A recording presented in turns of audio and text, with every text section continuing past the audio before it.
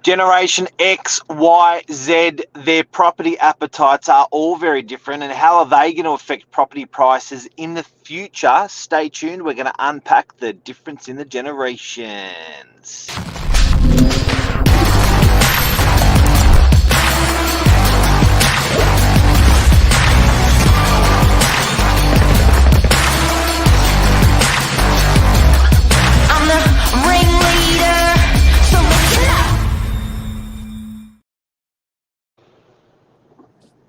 Good morning.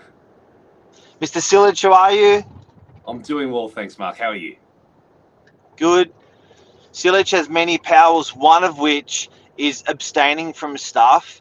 We went on a weekend away to his farmhouse with his old man and Michael Bubalo, us three drunk like teenagers, and Michael SILJIC promised he wasn't going to drink to December and fulfilled his promise. That was strength. Yes, that was probably the hardest weekend not to do it. So it's good to test the test your resolve. He babysat us. That's it. All the different generations that I babysat. Yeah, you definitely did. Now, first of all, what today's going to be about is understanding the generations, their differences, but understanding their property appetites and how their affection for property, for investment property, from supporting their retirement, for living well. We're going to look at all those things, and then we're pulling straight back to that and what we think is going to happen with property prices as a result of that, all within 5 or 10 minutes. Wow, lot to cover. Let's go. Let's jump in. So let's explain this one, Michael. Yeah, so the different generations. And so this is something myself, I always actually got caught up on. I knew all the different generations. Always. But I never knew which was actually which. I always got confused with it. And so obviously have a read there, guys, of all the different, I guess, time frames for each generation and which one you might fall into. I think majority of people watching will probably fall into the latter sort of 5 of them. Yep. But pretty much for majority of people today, you got your baby boomers, your Gen X, your millennials or Gen Y, and your Gen Zs. That's who this really is affecting.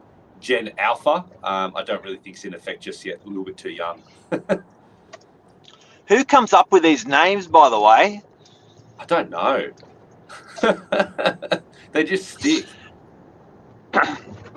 Now, this is the actual makeup of these generations. So if you want to know if we're weighing it over to property and property purchases and property ownership, this is where the amount of people are sitting in these price range, in these age ranges at the moment. So there's a bucket load of. I never knew they were called the silent generation. Yeah, that's probably for another topic to dig why it's called that a little bit deeper. But what's it called that for? So they've got a lot of... send me that. So what's this graph here showing, Mark? Is this graph showing the level of ownership? It's population. So in our population, in our generations. So if we're talking about wealth in property and property ownership, I guess it's fairly important to consider that there's not many alphas that are going to be that are around at all. So in terms of going to be property ownership, there's not going to be that many of them. But their appetite to me is very important. How these guys act in the future is going to underpin property, or property could turn to crap if these guys don't have an appetite for property. Generation Z, that's pretty interesting. They're certainly rising hard. The millennials, how have they been purchasing? Gen X, we certainly know the silent generations had a good appetite for property and even an investment property to, because super wasn't around when for the majority of the silent generation's work life. So because super wasn't around, they sort of bought the investment property and stayed in the home, and they were probably a bit more conservative with their spending. Yeah, and I think, and this is the thing, I guess, from these topics, what came first, the chicken or the egg? So pretty much as the generations go on, what I've noticed is the appetite for property slowly becomes less and less, or becomes different in terms of the way that people want to live, not necessarily everyone still needs a roof over their head, but how they put that roof over their head, whether they buy a property, whether they are renting a property, whether then they use property as a financial tool for their retirement versus maybe looking to do something else. And I think that's sort of shifted generation to generation. And is that what has pushed property prices, or is it property prices going up that has pushed people to change their appetite? Now, Michael, people have definitely changed habits. People used to not want to rent a car. They used to want to own a car. And what I mean by that is the car rentals where they're renting stuff permanently, electric cars, share cars. What I mean by that is a hire purchase lease. These are new things in our generation. Mums and dads used to buy a car, own it for a very, very long time. They owned it outright. So that's just a car as an example. But even down to financial commitments on leases, the new generations don't mind to rent something and dispose of it quickly. The older generation wanted to buy it and hold it for a long time. Yeah, it has changed a lot. Like you look at, and it sort of sparked this topic as well. You look at sort of, I guess, Gen X generation, which is sort of like my parents' generation, where they go, you buy a property, you buy your family home. So that's 1965 to 1980. You buy your family home, you pay it off, you pay off your 30-year mortgage, you live in it, and that's sort of how you set yourself up financially. Versus, I'm finding people in my generation versus people now a little bit younger than me, starting to go, well, look, we actually want to, maybe it's because property prices have gone up. We value our lifestyle more. We'd rather go rent, we'd rather go travel than put ourselves into a 30-year mortgage. What I've also noticed is that these last couple of generations coming through are more educated. They're actually higher earners than generations before. So there was a lot more in the labour force. There was a lot more lower pay. Now they've actually got a bit more coin to throw around, believe it or not, because they've done a degree or they've studied at college. I remember with my brothers and sisters' years, they're in their 50s now. A lot of people left at year 10. Affectionately, it was called the high school dropout. But probably about 2/3 of the year would leave in year 10 and go and get a job. So it was a lower skilled and a lower paid job force in the country. Now, I think a lot of kids are pre-programmed to go do a degree, or definitely if they're not going to do a degree, to go to college. So these guys are more educated, they're earning more money. Yeah, and I think there's a big shift, and you sort of touched on it there, and I think the internet has had a massive effect on that, access to information. When you think about it, someone that was born in the 1920s, 30s, 40s, 50s, where the way that they were raised and the way that they raised their kids, you only knew what your parents told you or the immediate people around you. If they said go buy a property because that's the way that you live your life, that's all you knew, that's what you did. Versus now, the access people have to information, they can make up their own decisions on what they want to do. Yes, their parents might tell them something, but now we're literally exposed globally to everything going on in the world. People have all this information. They go, well, I'm going to make my own decision and go on my own path with it as well. So I think that's definitely shifted a lot, because you don't just do what your parents necessarily told you. You go do what you think is right based off the information that you found. And so more than ever before, people have literally gone on so many different paths in life versus, I guess, there was such a simple cookie cutter mold years and years ago. Now, we all like to invest in our future, but that investment can be by buying a property. That investment can be buying stocks and shares, which is much more easier to do on your phone these days than having your own stockbroker in the 70s or 80s. But also the appetite for investing in their future can be dreams and aspirations.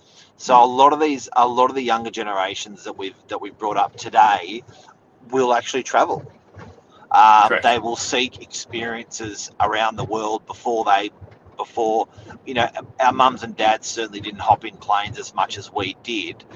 So yes, people's experiences are probably a lot richer when they're a lot younger, but that comes at a cost. Correct. And I think there's going to be a shift because the bottom line is, yes, people choose their appetite for owning property differently, but the bottom line is everyone still needs a roof over their heads. So that's not going to change. Everyone needs somewhere to live. And if you don't want to choose to buy a property because you would rather rent and have a different lifestyle, that means someone else has to own that property. Whether it's government housing, whether it's privately owned through investors, someone has to still own that property that you're living in. And I think that's the fundamental shift here as well, where people used to buy and live in their own home versus now we've got a generation that's pushing more and more towards renting. And whether that's caused because people want to make their own decisions, whether it's caused because property prices are becoming unaffordable, I don't know. But because of that shift, someone's still got to own the property. And does it mean that there's going to push towards more and more just investors owning properties for people to live in because there's going to be heaps more rentals in terms of people wanting to rent and that demand's there versus people maybe not owning as much just for themselves to live in. So I think there's going to be a bit of a shift in the way that people own property. Now, so much of a shift that this phrase never existed. And it's the phrase build to rent, which we're seeing in commercial, which we're seeing with developers. So build to rent model is being scaled so heavily that superannuation companies have an appetite for it worldwide. So we will often get American super companies that are buying something around universities or around train stations, and these guys are building. So it's now being coined build to rent, and it's now being coined as co-living. So we certainly know what co-work environments have been the last 10 or 15 years, but now there's this co-living. And where co-living is interesting is mum and dad investors used to supply the stock in the market for rentals. This is now coming on a massive scale from corporates. If people don't know, they've just been incentivized ×2 with their tax. So where they used to pay 30% tax on cash they earned from rent coming in from build to rent, now they're paying 15%. So the government's saying we've got to do, it's massive. It literally doubles, it has the capacity for what that capacity is to profits is just massive. Where that's going is these build to rent models are amazing. There's sometimes 400, 500, 800 units in the same building. They are all for rent. Nobody is an owner in the building, but they've got more than any other building. Interesting. I've got a sort of opposing view to it, and I'm sure some people out there watching might think this as well. The government incentivizing, there's two sides to every story. A, people might go, wow, the fat cat developers once again win. They're the ones that are profiting off us just trying to live. They're getting their tax incentives. It's not fair for the little guy. The developer wins. On the flip side, incentivizing the developer and allowing them to build housing like this, the extra supply of housing is what keeps renting affordability there. If these guys do not build anything, or if there is no access to more rentals, the rental prices continue to go up because it's simple supply and demand. People are still going to need somewhere to live, and if you don't give new places, then the current places get unaffordable. So I can see why this would be a very touchy topic because there's two sides to it. And I can see why people on either side of the fence might get a little bit annoyed. Okay, these build to rent models. Another thing the government's also offered lately is an uplift in height against the zoning. So I think I was talking with a developer the other day. I think the uplift in the building is 20 or 30% more density in the building. So irrelevant to what the approvals are in the area, if it's over a $75 million development build, they will allow further height also and density for this reason. So it's starting to really push. You can see the government's incentivizing corporates for build to rent, and you can see the government clearly for 35 years hasn't offered one incentive for mum and dad investors to go and buy a property and put it in the rental market. So even our government is pushing towards that rent model to facilitate corporates to do that. Mum and dad investors are buying existing housing for rentals versus these guys are actually creating new housing. I think that's the fundamental difference. They want more new housing in the market. It is, but they could also say if mum and dad investors, if you're buying a new property, we'll give you half stamp duty as long as it's an investment. Yeah, they're not. Yeah, but so that's because mum and dad didn't build it. They want someone to build it. They want someone to put the bricks and mortar together to build it. That's what I believe anyway. That's what they want. They want additional housing. Mum and dad, irregardless if they buy new or secondhand, they didn't build it. They're still just buying something that someone else built. Versus these, yeah, but they're paying for it though. Yeah, they're the ones paying for it. It's interesting, but it really in summary from today, Michael, I think we've all got to agree. When I grew up, there was the mum and dad, 2.5 children, and a cute little 3-bedroom house. That was the Australian dream. And how you started today off, the Australian dream has changed. It has. Which generation are you in, Mark?